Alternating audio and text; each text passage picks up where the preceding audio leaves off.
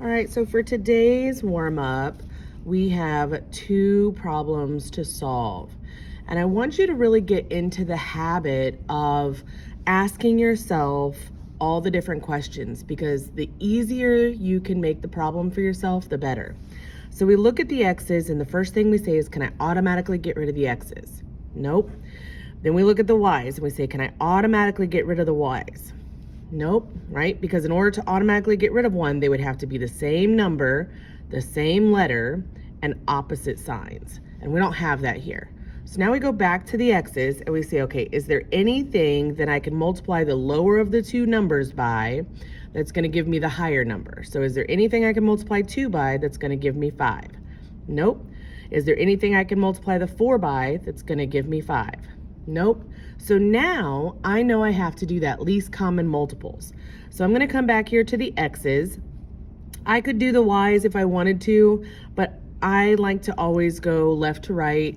It just keeps it easy and simple. I always remember it. So I'm going to do the x's. So 2 and 5, what is the least common multiple? And remember, you can figure that out by counting by the numbers, right? So if I were to count 2, oh, sorry, you can't see it. 2, ooh, we're blurry. There we go. 2, 4, 6, 8, 10. So I'm just counting by 2s. And now I want to count by 5s. And then I've got 5 and 10. So I can see the least common multiple is 10. Okay, so I know that my least common multiple between 2 and 5 is 10. So I'm going to write that up here at the top so that I remember. And now I'm going to put this top equation in parentheses, and I'm going to say, okay, 2 times what equals 10? 2 times 5. Now I'm going to put the second equation in parentheses, and I'm going to say 5 times what equals 10? 5 times 2. Now you might be thinking to yourself, well, why don't I just switch them? Well, the reason we don't just switch them is because there's a lot of times when that won't work. Like, what if this was a 6 and an 8? If this was a 6 and an 8, then my least common multiple would be what? I can't think.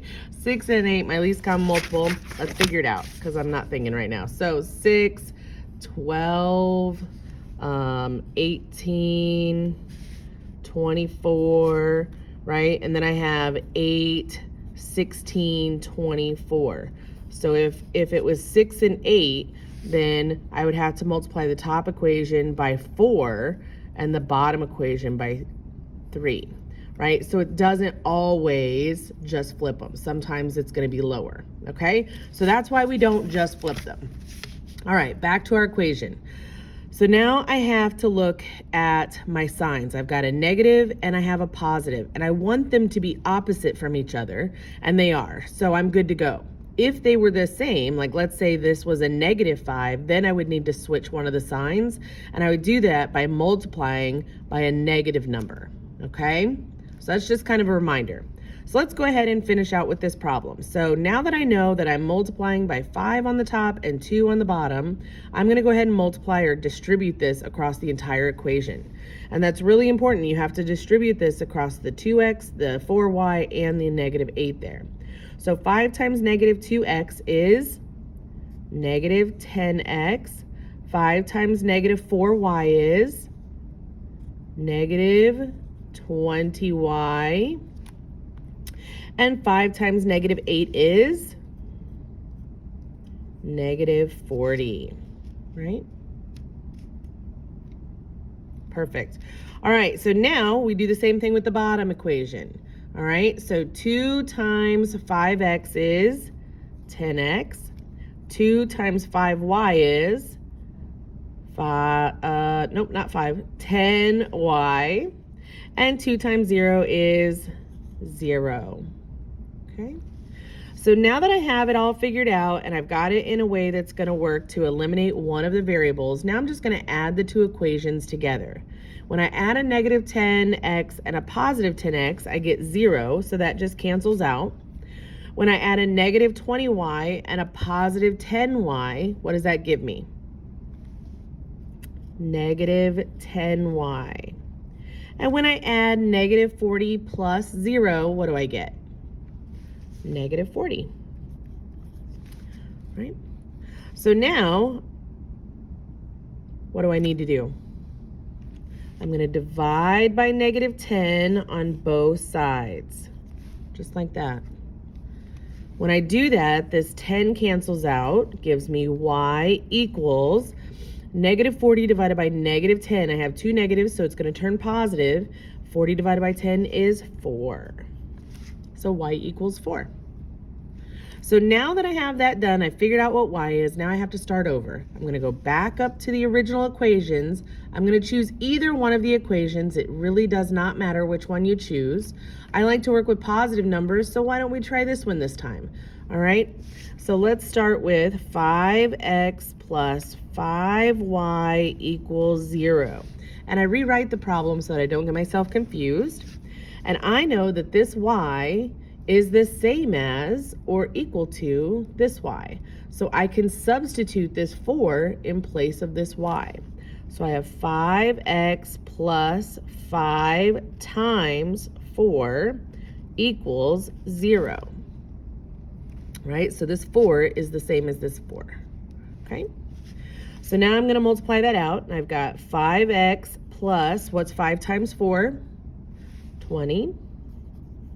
Equals 0. So now I'm going to get this 5x all by itself on this side of the equation, and in order to do that, I have to get rid of this 20. So to do that, I have to subtract 20 from this side, which will move it over here when I subtract 20 from this side also, right? Because anything I do to one side, I have to do the other. So it's going to move that 20 to the other side. So now I have 5x equals negative 20. So now I want to get the x all by itself, and to do that, I'm going to divide by this 5. Trying to write kind of sideways so you can see, and it's turning out kind of funky. All right, so now I have the 5's cancel, and I have x on its own, and now I have negative 20 divided by 5. What is that? X equals negative 4. Ooh, that's really bad. Negative 4.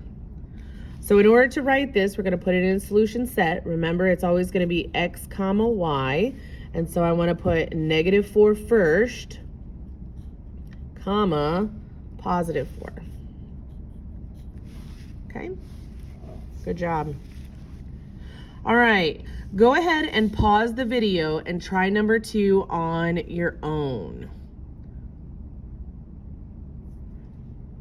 Remember to ask yourself those questions, right? So I'm going to ask on this side, can I automatically get rid of the x's? Nope. Can I automatically get rid of the y's? Nope. Can I multiply anything times 4 to get 5? Nope. Can I multiply anything times 2 to get 3? Nope. So now I know I have to go back to the x's, and I'm going to find that least common multiple. So if you got stuck and weren't sure what to do, and now you know you need to find that least common multiple, go ahead and pause the video and continue to try it on your own before we do it together. All right, great job. So the reason I was talking about asking those questions and making sure that you are asking them every time is because if you get a yes earlier on, then you're going to be able to solve it with one of the earlier methods that I taught you, which are way easier. So you want to make sure you're asking yourselves those questions. When we get to the quiz for elimination and for the test over the section, you're going to find that you're going to have simpler questions than these, and you're going to have these where you have to find the least common multiple. So ask yourselves the question so you can do it easier if it's possible. All right, so the least common multiple between 4 and 5 is what? 20. Very good. So I'm going to put the top equation in parentheses, and 4 times what equals 20? 5. And then I'm going to put the bottom equation in parentheses, and 5 times what equals 20? 4. Great job. Now I'm going to check my signs. I see I have a negative and a negative. And because they're the same, I need to change one of those signs, right? Because I want them to be opposite. So in order to change one of the signs, I need to turn either the 5 or the 4 into a negative. I'm going to do the 4. It doesn't matter which one you choose. I'm just choosing the 4. Okay? All right, so now we need to distribute this 5 across all of the equation. So 5 times negative 4 is a negative 20x. 5 times negative 2y is a negative 10y. And 5 times 4 is 20. So now we do the bottom. We have it negative 4 times negative 5x gives me a positive 20x. Negative 4 times negative 3y gives me a positive 12y. And negative 4 times 5 is a negative 20. So that's going to be interesting, huh? All right, so now I have this in my standard form, and I'm going to add the two equations together. All right, so now remember, we're adding, not multiplying. So the signs mean what they are, right? So when I have more positives than I do negatives, then this acts more like subtraction, right? Because I have negative 10 and a positive 12 is going to give me a positive 2y. And remember, we canceled those out because they were the same and opposite signs, right? So negative 20 and a positive 20 gives me 0. Sorry, I went backward a little bit. Okay, so now we're going to look at this last part. We have a positive 20 and a negative 20. So those actually are going to cancel each other out, but we can't just cancel it like we did over here. We need to actually put that 0 there, all right? Because we have to kind of figure out the rest of the problem. All right, so now I have a 2y equals 0, and I need to get this y all by itself. So I'm going to divide by 2 on both sides. And 0 divided by 2 is 0. Okay? All right, so now that I know y, I need to go back and figure out what x is. So to do that, I'm going to start over. I'm going to choose one of the two top equations. It doesn't matter which one you choose. I'm just going to choose the top one. So negative 4x, right, minus 2y equals 4. And now I know y equals 0. So right here where this y is, instead of putting y, I'm going to fill in the 0. So now I have negative 4x minus 2 times 0 equals 4. And it's really important that you keep rewriting this equation over and over again and not just doing one section, because it's really easy to forget that you have this negative 4x or something that you left up higher in the equation. So you want to keep it all together every time so that when you're trying to work this equation, you're only working whatever the last equation is that you put together. All right, so now I have a negative 4x, and then what is negative 2 times 0? You're right, it's 0. So here's the thing. Pardon me. You could just drop this off because it's a negative 0, which is nothing. But I'm going to have you go ahead and put it in. And the reason for that is because you're still early in the process of learning all these steps. And if you drop a step, you're going to maybe just forget when you're trying to do one that's not a 0. So if we leave it in there and we go ahead and do the step out, then you're just going to remember, right? So here we've got plus 0 on both sides, right? Because that's the next step normally. And when we do that, we end up with negative 4x equals, what's 4 plus 0? It's still just 4. Okay, but like I said, we want to go ahead and do this step even though we know it's just going to not make any effect, because there are other times when it does, right? When we have to actually subtract out a number and we want to make sure we don't accidentally make a mistake. All right, so now I have negative 4x equals 4. I'm going to divide by negative 4 on both sides. And so this cancels out the 4's there, gives me x equals 4 divided by 4 is 1. And I have a positive and a negative, so I know a positive divided by a negative is a negative. So my x is negative 1. So now I'm going to put it in set form. So that's x comma y. And so what is my x and what is my y? Yep. So negative 1 comma 0 is my official answer. All right, remember on your quiz, you need to show all of your work. All right, so the quiz for elimination only has 3 questions. The first one's a multiple choice, and then you have 2 problems, one like this, and then one that's easier.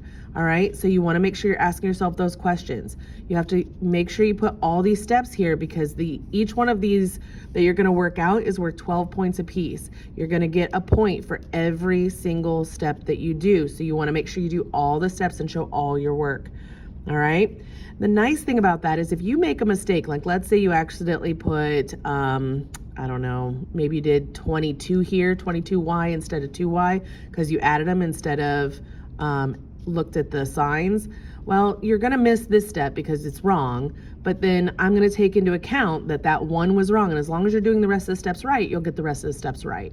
All right. So I'm able to give you partial credit that way. That's why I do it the way I do.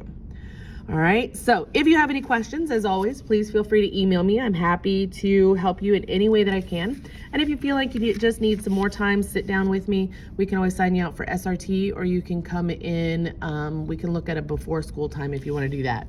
All right, thanks so much, guys. I'll see you soon.